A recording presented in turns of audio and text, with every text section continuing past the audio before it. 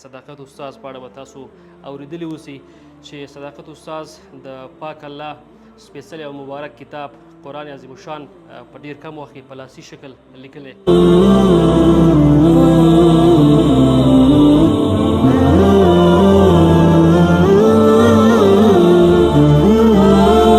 قرآن کریم چې دی ما شوق نه مې شروع کړی و، تقریبا داسې وه چې دغه 1 ورځو کې ما تکمیل کړی دی. 1 ورځو او روژې په 5 مې شروع کړی.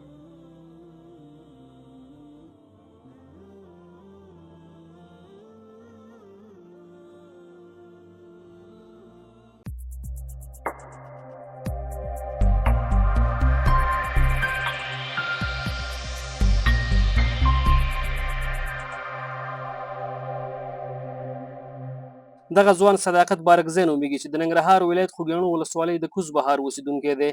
نوموړي قرآن کریم په 1 ورځو کې په لاسي شکل لیکلی دی. دی وایي خطاطۍ مسلک د زده کولو سره سم مې دغه هیله وه تر څو دغه مبارک کتاب په خپل لاس یو ځلې ولیکم، نو هماغه و چې تر 1 کاري ورځو وروسته مې د الله په توفیق سره بشپړ کړ. هغه وایي دغه مبارک کتاب مې د لیکلو څخه په بشپړ ډول خلاص کړی، خو د ترتیب او بیا کتنې لپاره یې قاري صاحبانو ته اړتیا ده تر څو نقطه په نقطه یې وګوري. دی وایي د دې مبارک کتاب تر دې دمه ټول مصرف مې پخپله کړی، خو د پوخ کولو لپاره یې ناتوانه یم. د هیوادوالو مې دغه هیله ده چې راسره په دې برخه کې مرسته ترسره کړي.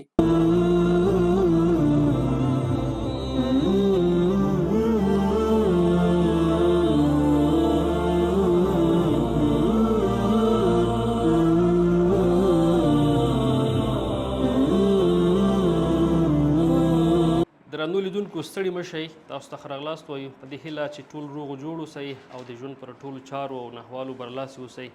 د صداقت استاز د کورس داخل ته راغلمه. لکه څرنګه چې تاسو ته معلومات دی چې د تیرو څو ورځو راهیسې په ټولنیزو رسنیو کې د صداقت استاز په اړه به تاسو اورېدلي اوسئ چې صداقت استاز د پاک الله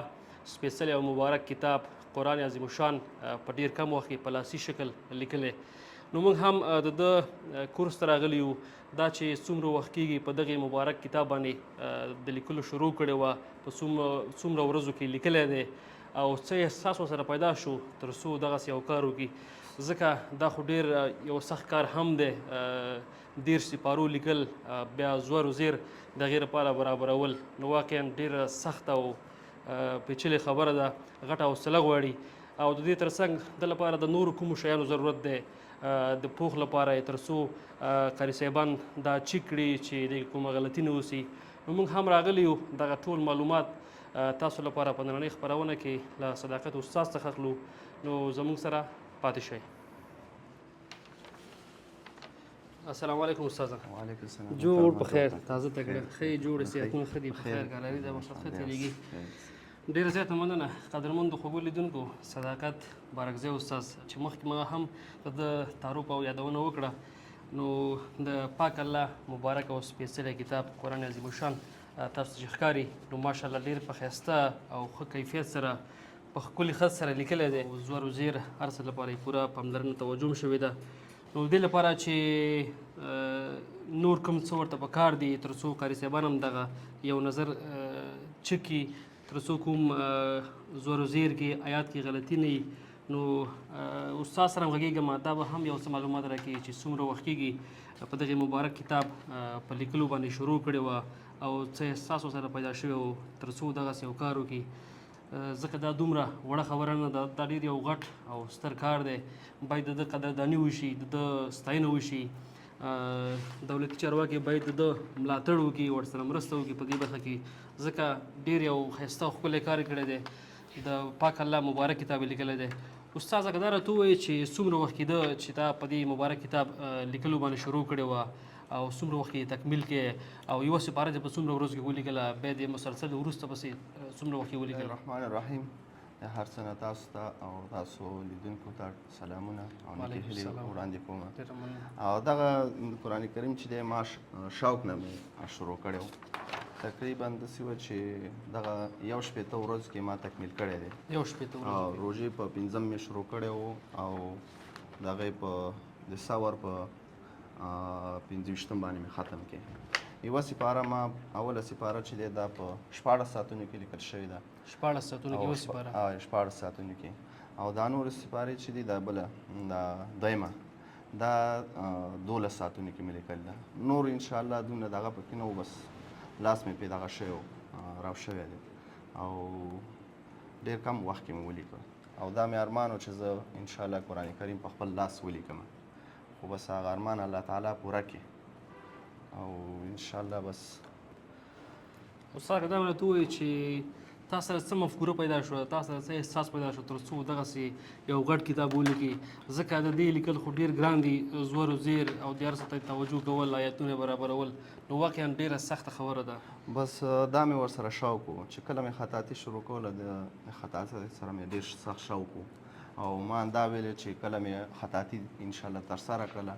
او زه پرې پوه شوم دغه خطونو باندې او زه به انشاءالله د الله تعالی سپېڅلی کتاب په خپلو لاسو سره لیکم هغه خدای پاک هماغه ارمان پوره کړي او دا قرآن کریم په خپل لاس مې ولیکو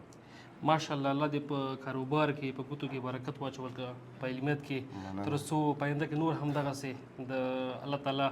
ښایسته ښکلي کتابونه ولیکي احادیث ولیکي تر څو زموږ هیوادوال ترېنه ګټه پورته کړي نو واقعا ډېر ښکلی کار یې کړی دی او موږ تاسو ته لازمه ده تر څو د استاذ لاسنیوی وکړو ورسره په دې برخه کې مرسته وکړو ځکه ډېر ښکلی کار یې کړی دی او باید قدرداني وشي استاد که دا راته ووایې چې د دې د سپارو د چک کولو لپاره قاري صاحبان دلته راغلي دي چک کړی دی کوم سپاره کې خو غلطي نه وي نه دغه یوه سپاره چې ده په ولایت کې چک کړله کومه سپاره دا 10مه سپاره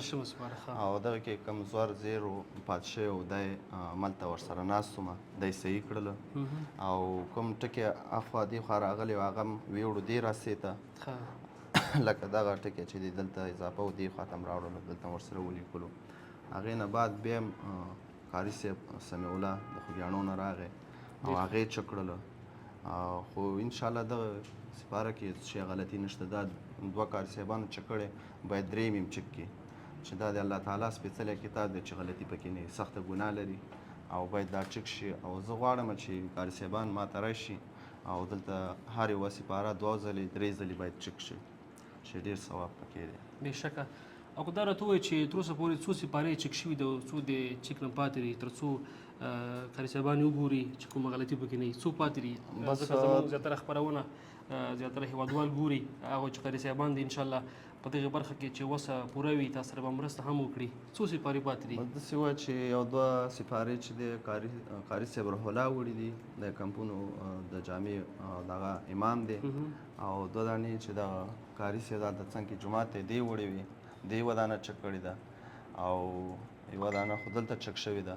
خو نور ټول مجموع کې څو پاتې دي ټول داسې وه چې 26 سپارې پاتې دي 26 سپارې 26 سپارې پاتې دي تر څو وکتل چې ترتیب او آیاتونه زور زیري چې چېرته غلطي نه باید دا چک شي د دغې ته ډېر سخت ضرورت لرو چې دا د الله تعالی کتاب دی چې ته زور زیر پیښ خړوندې دا پاتې نه دا باید چک شي او ډېره مننه استاده په ټولنیزو رسنیو کې هغه پوسټ کې داسې لیکل شوي وو که نه چې تاسو سره د دې سپارو د پوښ لپاره د خپل وس پورې پیسې نشته تر څو دې لپاره پوښ ورکړي د دې په پوښ کولو باندې څومره مصرف راځي تاسو معلومات دي ځکه مطبعه کې هم کار کړی دی یو څه ناسم معلومات تاسو ته وي تر څو زموږ هیوادوال دغه خپرونه وګوري که دا سره انشاءالله مرسته کوله او هغه مرسته به انشاءالله مستقیما موږ ته درسوو صحیح ده زه دا چې دی دغه کوم کاغذ چې دا ما خپله پیسو باندې اخیستی دی خپله کار مې کړی دی شوق مې ورسره و له دې وجې نه چې دا لوښې مې دغه کړلې هغې کې 1.5 روپۍ پاتې شولې هغه مې راوړې یو 200 ورقې مې واخیستلې هغې باندې مې چاپ ته مې ورکړلې داسې وه چې یو 1500 روپۍ پرې راغلې چا ډیزاین او هر څه سره هغه مې چاپ کړلې 200 ورقې هغه چې خلاص شوې بیا لاړم نورې پیسې خدای پیدا کړلې د بل لارې نه هغه مې راوړلې بس نور کاغذ مې پرې واغوستو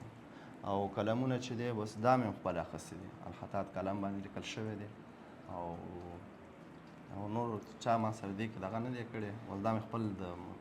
یعنې تر اوسه پورې چې دا ته اخره پورې ورناس پورې رسولی دا د خپل لګښت و په خپل توان دې لیکلی دا مې خپل دغه باندې لیکلی او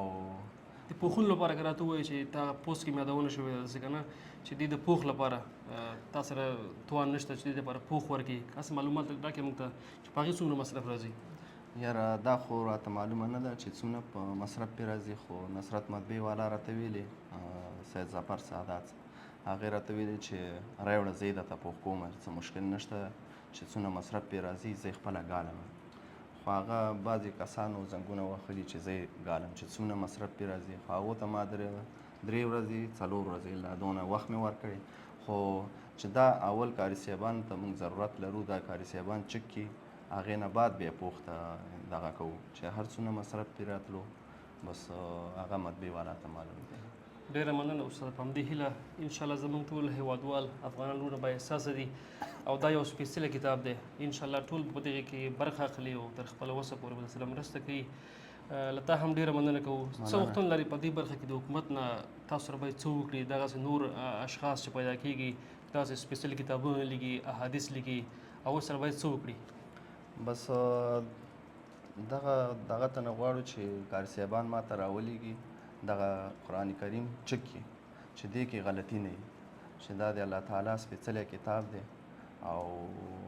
د ټولې نړۍ مسلمانانو کتاب دی